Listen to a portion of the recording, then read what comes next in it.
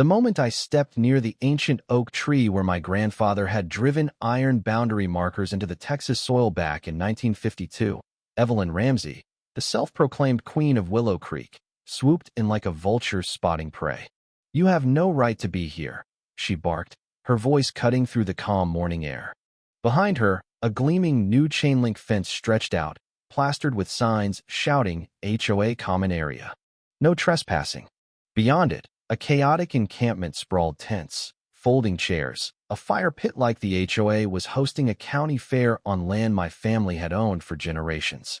I shifted in my work boots, still dusted with Austin City grime, and met her gaze. Evelyn didn't know I'd returned to my grandfather's ranch with more than sentiment. I had his original survey, a fire in my chest, and a one-ton bull named Goliath who didn't tolerate intruders. The HOA had turned it into their personal playground, complete with portable toilets and survey stakes that conveniently redrew the property line in their favor. I unearthed Granddad's 1952 survey, a faded document in a manila envelope, and confirmed my suspicions. The land was ours, bought with my great-grandfather's oil field earnings. But the iron markers Granddad planted were gone, replaced by shiny new stakes that chipped away prime acreage. Evelyn Ramsey strutted onto the scene like she was unveiling a luxury condo. "Mr. Hayes," she said, her tone oozing condescension. "This area is HOA property now. We had it professionally surveyed." She gestured at the camp as if it were a private estate. I held up the survey. "This says otherwise. Old papers don't outweigh modern surveys. This was settled years ago. That's when I knew it wasn't a mistake, it was a heist. The HOA hadn't just claimed our land. They'd built on it, daring me to fight back. They didn't know Granddad had taught me to face bullies with proof and resolve. That afternoon, I scoured the property and found one of his iron markers half buried under fresh dirt near the southeast corner. Someone had tried to erase it, but they'd been sloppy. Then I checked the security cameras I'd installed when I moved in. The footage was a goldmine. At 2 a.m. 3 weeks earlier, a crew with shovels and metal detectors, overseen by Evelyn herself, had dug up Granddad's markers under cover of night. I stood there, holding evidence of a calculated land grab, my blood boiling with the kind of determination Granddad would have recognized. Evelyn thought she could bulldoze me with fake surveys and HOA muscle. She didn't know I was about to turn her scheme into a lesson she'd never forget. He listened, jotting notes, then hit me with a reality check. This could be adverse possession. The HOA's been using the land openly for years. Without stronger proof, it's your word against theirs. I showed him the video. He frowned. That's recent. You'd need evidence from when the encroachment began. This could take years. Years. The word felt like a trap. The HOA would keep building, solidifying their claim while I drained my savings on legal fees. But Daniel missed something Granddad hadn't. Sometimes you don't need a courtroom to win. I visited Silas Hawthorne, Granddad's old friend, at his blacksmith shop. At 68, Silas was a tower of grit and wisdom, his hands scarred from decades of shaping iron. "Your Granddad knew this day might come," he said, pulling a rusty strongbox from his office.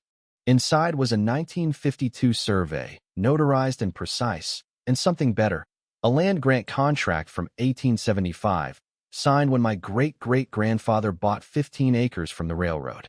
It wasn't just the 3 acres the HOA stole, it covered the entire subdivision, including Evelyn's house. The contract had a clause. If anyone unlawfully occupied our land for over 6 months, we could claim all their improvements, houses, pools, everything. That contract was a bombshell, and Evelyn had ignited it. But I needed to know what I was up against. Driving through Willow Creek, I noticed the community center, playground, and pool all on our 15 acres. Evelyn's oversized house sat dead center. The contract gave me a claim to it all. Then came her counterattack. A letter from Ramsey Legal Group threatening lawsuits for trespassing and harassment. It was polished, but I checked the Texas Bar Association. No such firm existed. Evelyn was bluffing, and poorly. Meanwhile, my neighbor, Mrs. Larson, tipped me off about Clara Bennett, the HOA's vice president and a real estate mogul. Clara had been showing the disputed land to city investors, pitching a resort development. Public records confirmed it. Clara had filed for Willow Creek Retreat LLC, a plan to raise the neighborhood for a golf course and luxury cabins with a projected $2.5 million profit. She listed herself as the representative for all homeowners, including me, claiming authority to sell our land. It was fraud on a staggering scale. Evelyn and Clara thought they could intimidate me with fake letters and big money.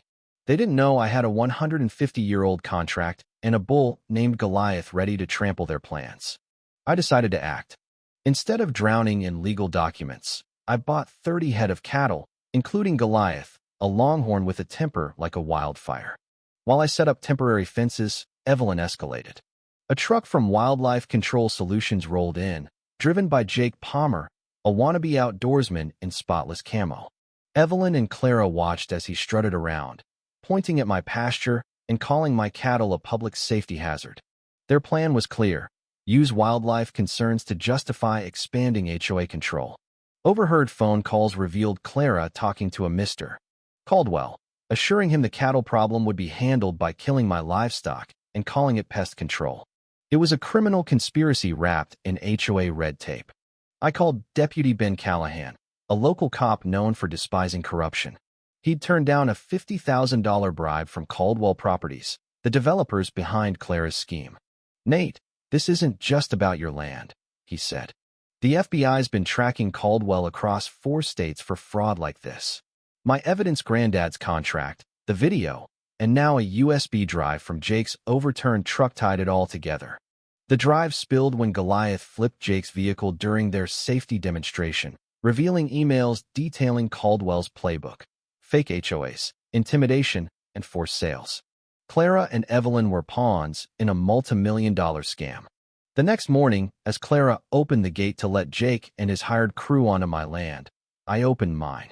Goliath charged, followed by 30 cattle, turning their camp into chaos. Tents collapsed, tables splintered, and Jake's ATV lay in ruins. He fled, leaving the USB drive that would bury them all. That night, I prepared for the HOA's emergency meeting. Evelyn, unaware of the storm brewing, planned to spin the cattle chaos as proof of my negligence. I had other plans. With Ben and FBI agent Sarah Coleman in the room, I hijacked the projector. "Before we discuss livestock safety, let's talk about your HOA stealing our homes," I said, flashing emails from Caldwell Properties. The crowd of 200 neighbors fell silent as I revealed Clara and Evelyn's plot to sell Willow Creek for a resort using fake legal threats and fabricated wildlife risks. Evelyn tried to save herself, shouting, "We were modernizing the community," but Sarah stood, reading her Miranda rights mid-rant. Clara bolted for the door, but Ben was waiting with cuffs. The room erupted anger, shock, betrayal as neighbors realized their HOA had betrayed them.